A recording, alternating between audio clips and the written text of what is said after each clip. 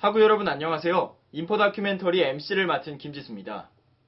오늘 인포다큐는 대학생뿐만 아니라 직장인 그리고 청소년층까지 다양하게 이용하고 있는 한 음료에 대한 이야기입니다.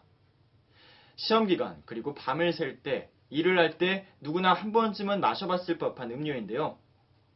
네, 맞습니다. 바로 에너지 드링크죠. 최근에는 학교 2013이란 드라마에도 등장하며 그 상용 범위를 넓혀가고 있습니다. 또한 이런 에너지 드링크는 단순한 기능적 음료에서 벗어나서 다양한 맛을 지닌 음료수로 탈바꿈하며 그 공략 범위도 넓혀가고 있습니다. 하지만 하구 여러분, 이 에너지 드링크에 대해 얼마나 제대로 알고 계신가요? 맨 처음 에너지 드링크의 유래는 일본에서 시작됐는데요. 1940년 타우린과 카페인을 혼합한 타우린 X가 출시됐고 후에 62년 다이쇼 제약에서 리보비탄 D를 출시했습니다. 그리고 해외에선 비행기 시차를 극복하기 위해 이를 본떠 레드불을 출시했고 우리나라도 동아제약에서 리보비탄 D를 본떠 만든 바카스 D를 출시했습니다. 이렇게 시작한 우리나라 에너지 드링크 시장은 후에 2010년 롯데칠성에서 핫식스를 출시하면서 더 확대되는데요. 그 후 의약품으로 취급받던 바카스 D가 의약 외품으로 분류되면서 지금 편의점에서 수입 품목까지 10종류 이상의 에너지 드링크가 판매되고 있습니다. 에너지 드링크 시장은 지금까지도 계속해서 커지고 있는데요. 지난해 에너지 드링크 매출 추이를 보면 2011년에 비해 10배 이상 증가한 것을 볼 수 있습니다. 그렇다면 에너지 드링크가 왜 이렇게 인기가 있는 걸까요? 이를 알아보기 위해 가장 큰 수요층인 대학생들을 대상으로 인터뷰를 해봤습니다. 그냥 어쩌다가 한 번? 한 달에 한 번? 너무 피곤하거나 좀 밤을 새야 되는데 공부하거나 아니면 이런. 보통 이제 피곤할 때 많이 마셔요. 시험 기간이나 아니면 뭐 밤에 갑자기 뭐 놀일 있다거나 그럴 때 많이 마시죠.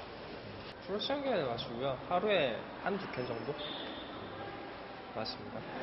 시험 기간에 막 밤새야 되고 그럴 때 밤에 그냥 보통은 한 캔 정도 마시는데 많이 피곤하면 2캔 정도. 그냥 시험 기간 때는 하루에 한 캔 정도. 뿐만 아니라 청소년들에게 공감 가는 CF와 여러 스포츠 및 게임 분야의 홍보도 그 이유 중 하나라 볼 수 있습니다. 그렇다면 대학생들은 에너지 드링크에 관해 얼마나 알고 있을까요? 효과는 잘 모르겠어요. 차라리 그냥 아메리카노 커피 한 잔이 더 나은 것 같아요. 솔직히 잘 모르겠어요. 솔직히 저는 근데 저 딱히 안 마셨을 때랑 마셨을 때랑 딱히 차이는 못 느끼거든요. 마셨을 때 확실히 잠은 안 오고 그렇긴 한데 이제 잠이 안 오는 효과는 있는 것 같은데 되게 피곤해지고 막 그러더라고. 울렁거리고 효과보다 안 좋은 게 더 큰 것 같아요. 처음에는 효과를 좀 봤는데 마실수록 효과가 좀 줄어드는 것 같아요. 솔직히 잘 모르겠어요. 그러니까 솔직히 마셔도 그렇게 안 졸리진 않거든요. 근데 이제 그냥 플라시보 효과가 아닐까. 어제 커피 마신 거나 비슷하니까요. 아무래도 좀 더 각성 효과는 있는 것 같고요. 좀 더 뭐 잠을 안 자게 되고 이런 건 있는 것 같아요. 좀 피로도 깨는 것 같고. 여러 종류가 있기는 하지만 실제로 에너지 드링크들의 성분에는 큰 차이가 없는데요. 주성분으로는 타우린, 카페인, 구연산 3가지가 있습니다. 이런 성분들로 에너지 드링크 제조업체는 집중력 향상, 원기 회복, 에너지 강화 등의 효과를 주장하는데요.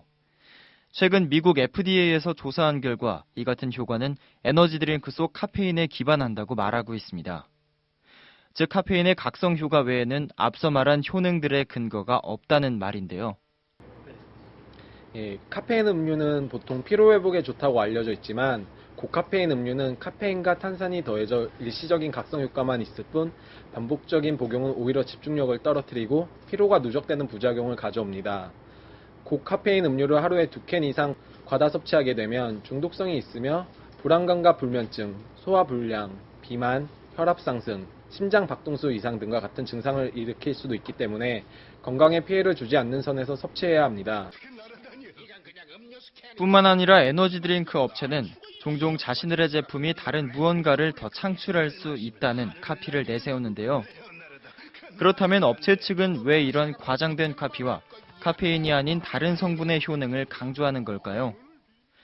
미국 존스 홉킨스 대학의 그리피스 박사는 그 이유를 젊은 소비자층을 공략하는 데 단순히 카페인 알약보다 더 매력적이기 때문이라 말하고 있습니다.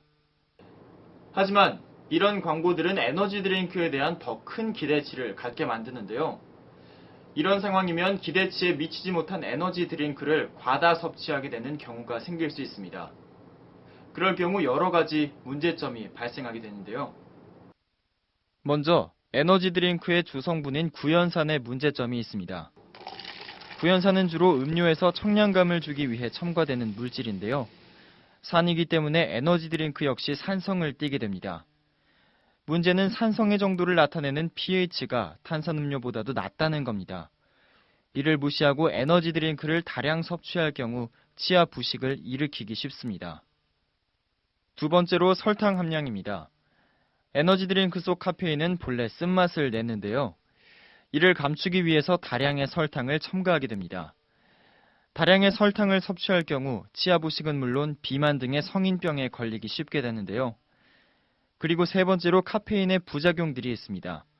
카페인을 다량 섭취할 경우 수면장애, 구토 또는 메스꺼움 등의 부작용 등이 일어날 수 있습니다.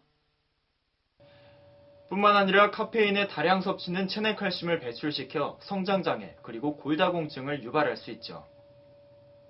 오늘 에너지 드링크의 시작부터 그 성분과 효능 그리고 그 부작용에 대해 알아봤는데요. 여러분이 기존에 알고 있던 에너지 드링크와 큰 차이점이 있었나요?